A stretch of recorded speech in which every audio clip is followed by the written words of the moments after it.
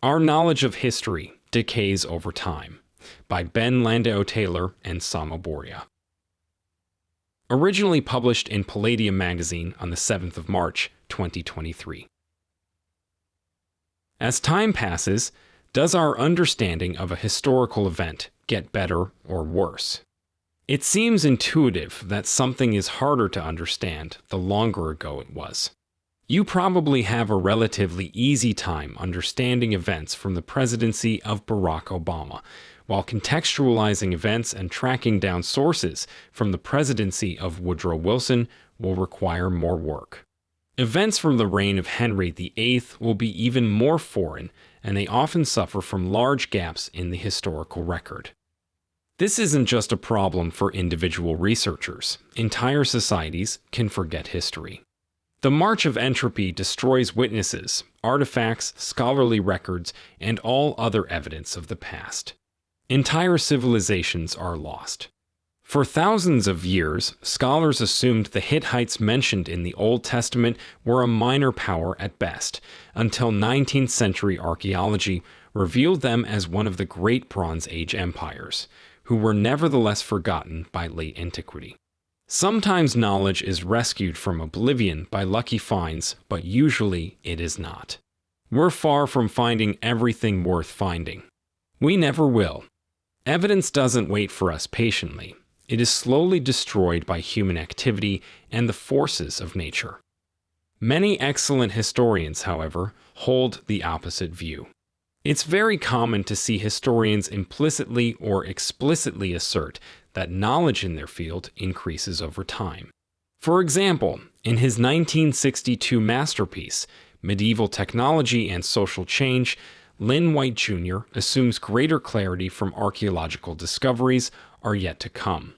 Despite prodigious labors by Hungarian archaeologists, the stratification of avar materials is not yet clear. Avars may well have been the first people of Europe to use the stirrup, but the time of its arrival is still uncertain. Meanwhile, in a more recent article, nonprofit founder Jason Crawford writes, "I note at the outset that this is an old book, published in 1925 and revised in 1940. Probably a lot has been learned in the last 80 years, and the following has already undergone revision, which I'll uncover when I read more modern sources." The historian's optimism rests on three promises. The first, expressed by White above, is that there are lost artifacts that can be recovered. Secret government records can be declassified. New construction will dig up an ancient tomb. A statesman's grandchildren will find old letters in the attic and give them to a university, or archaeologists will find the ruins of an ancient temple complex.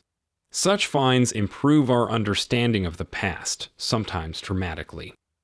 The second reason for optimism is that historians make better analyses of existing data as time goes on, as Crawford mentions above.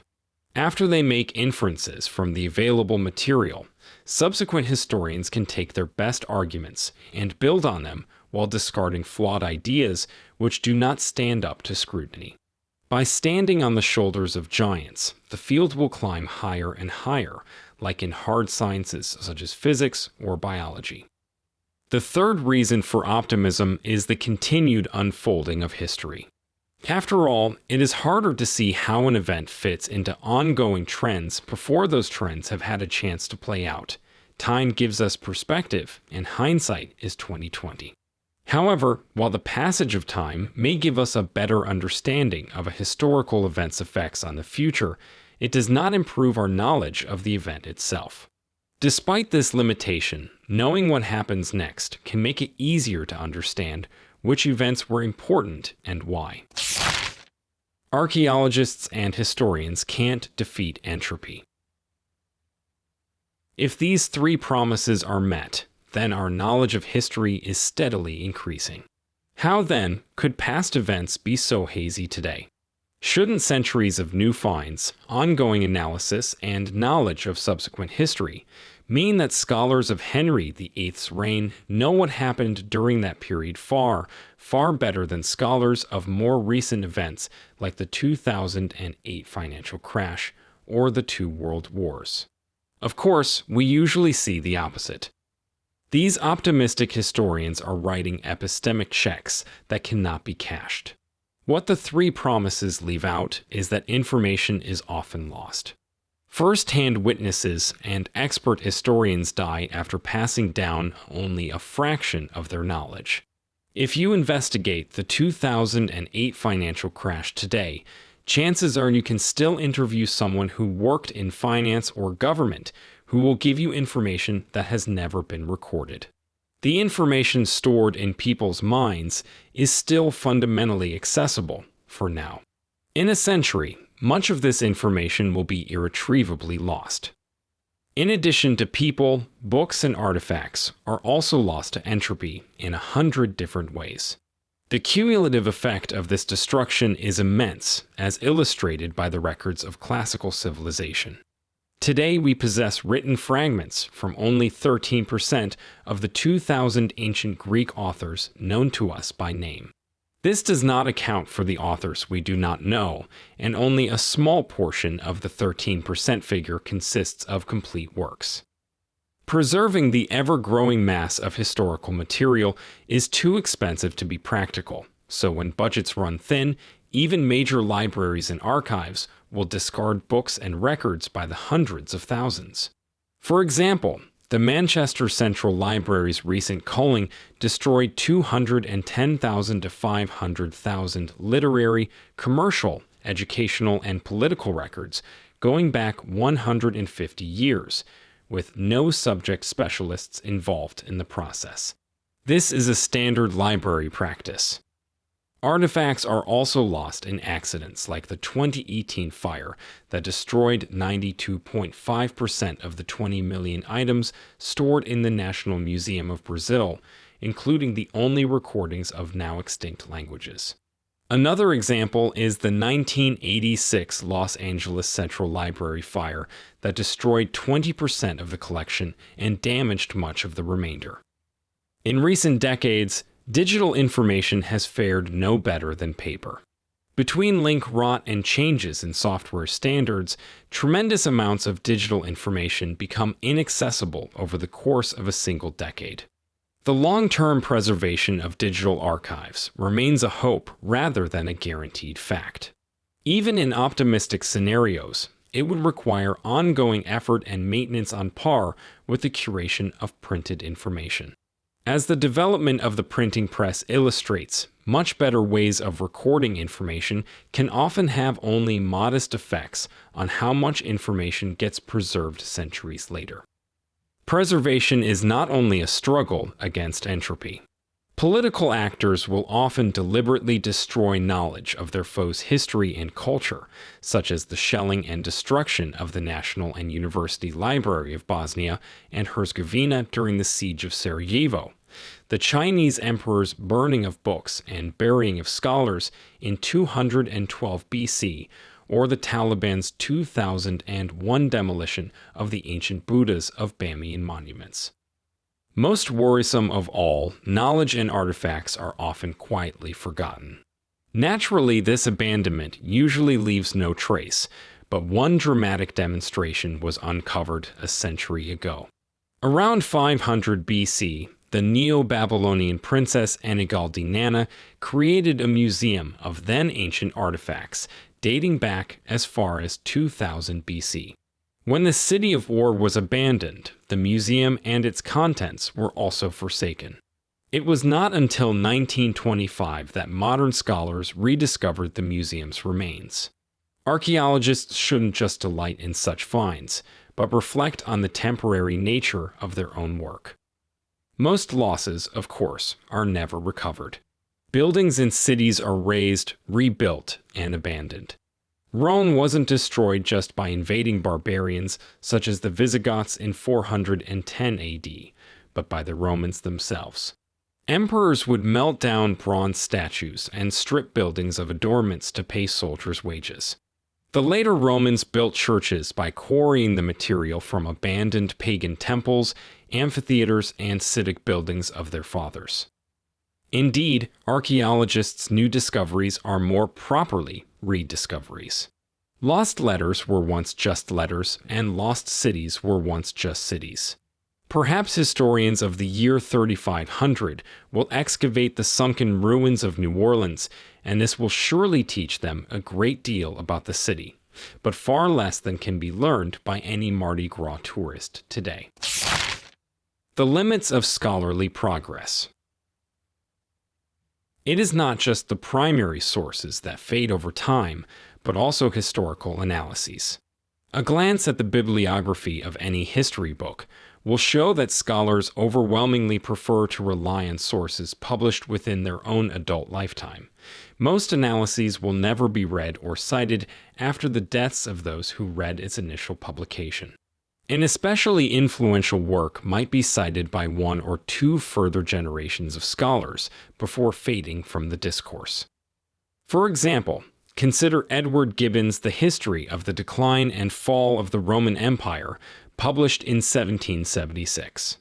It is probably the most influential work of history written in English so far, and throughout most of the 19th century, it was part of the intellectual bedrock of historical analysis. Any educated historian was expected to be familiar with its arguments about how civilizations fall. Today, Gibbon's masterpiece is of only niche interest. A scholar of Roman history will certainly have heard of the work, and a large minority have even read parts of it, but its arguments have mostly passed out of the historical discourse. By the year 2200, Gibbon's footprint will be smaller still. Works that last longer are scarce indeed.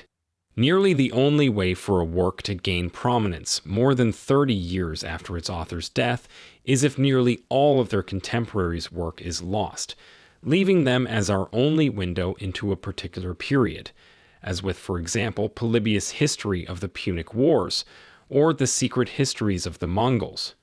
Good for individual reputations, perhaps, but bad for society's knowledge of history. Might it be that old works going unread does not represent a loss of knowledge, because more recent works incorporate all the important information and arguments of older works, with improvements besides? This is a decent approximation of what happens in mathematics and the hard sciences, so one might expect to see the same pattern in historical analysis. Unfortunately, comparing historical analyses of the same topics or events published in different centuries will show that this is not the case. Older works often contain important insights and key facts which are not repeated in newer works, not because they have been debunked or superseded, but because no historian has the time to read and integrate everything which has gone before. In our experience, there is no improvement in quality from working with newer sources, either. If anything, older works that survive tend to be especially good, since mediocre retreads are less likely to endure for a century or three. There are also a few times and places where a field is so strong that selection effects alone are insufficient to explain the high quality of surviving materials. For example, scholarship of the Middle Ages written in the early 20th century is usually far better than anything published in the century before or after. Historians of each generation prefer their own, but remarkably, the historians of each generation do not prefer the historians of a century prior over those of 2 centuries ago. We have heard people argue that Gibbon's 18th century work is inferior to contemporary historians because of the advancing march of knowledge, but never that Gibbon's work is inferior to the historians of the 19th century. Odd if there really is a discernible increase in quality from generation to generation. Perhaps this is because history lacks the definitive logical proofs of mathematics and the experimental confirmations of physics, or perhaps this is because history is more frequently weaponized for propaganda. It is only a small exaggeration to say that the last 50 years of scholarship on the American Civil War has been entirely about fighting contemporary narrative battles, and has done nothing to advance our understanding of the period. Whatever the reason, the shoulders of giants effect is mostly absent. New arguments are made, and old arguments are lost. There are local fluctuations in understanding, sometimes lasting for several generations, but no consistent upward trend is visible across timescales of, say, 500 years. The exceptions, of course, are the truly significant archaeological finds. The rediscovery of the Rosetta Stone in 1799 and the excavation of Göbekli Tepe in 1995, for example, led to the recovery of crucial information and massive leaps in our understanding of ancient history. However, it is important to remember that the loss of such crucial information is invisible by its nature. The Rosetta Stone's rediscovery led us to regain the ability to read hieroglyphics, which is still trumpeted centuries later, but the languages lost in the early Dark Ages was likely a much quieter affair. The future's understanding of the past. What is the most important piece of historical knowledge lost in the past century? It is impossible to say because if we knew the answer, the knowledge would probably not be lost. What does all this mean for the overall trajectory of our knowledge of history? Unfortunately, on average, our understanding of any given period will slowly get worse over time. Our direct evidence will gradually decay, with some temporary reversals as lost material is rediscovered. But over the long term, it is impossible for rediscoveries to outpace losses. Meanwhile, the quality of historians' arguments and interpretations will vary somewhat, sometimes getting better and sometimes getting worse. To take a grossly oversimplified mathematical analogy, imagine a sine wave of analytical quality fluctuating around an exponential decay curve of surviving evidence. How, then, does the work of historians fit into this? If the field is not a triumphant march towards ever more perfect understanding, is it a futile attempt to hold back an inevitable tide of ignorance? Not at all. Historians slow the decay tremendously, extending the lifespan of useful knowledge by decades at worst and millennia at best. Surely the ancient princess Enigaldinana would be thrilled to hear that her lost museum was rediscovered 2,400 years after her death. More practically, while 2 centuries of analysis of the Industrial Revolution still leaves us with an understanding of the period's economics far worse than that of any industrialist who actually lived through it, we would know much, much less than we do without the work of archivists who preserved the materials, as well as historians who described the important trends in ways that their contemporaries can understand. Regardless of how much of this knowledge might evaporate in 1,000 years, nations like South Korea and China have already used it to guide their own industrialization, spreading prosperity to billions of people. Historians can carry lessons forward for much longer than this, such as when America's founders based much of their new nation's design on the successes and failures of Republican Rome.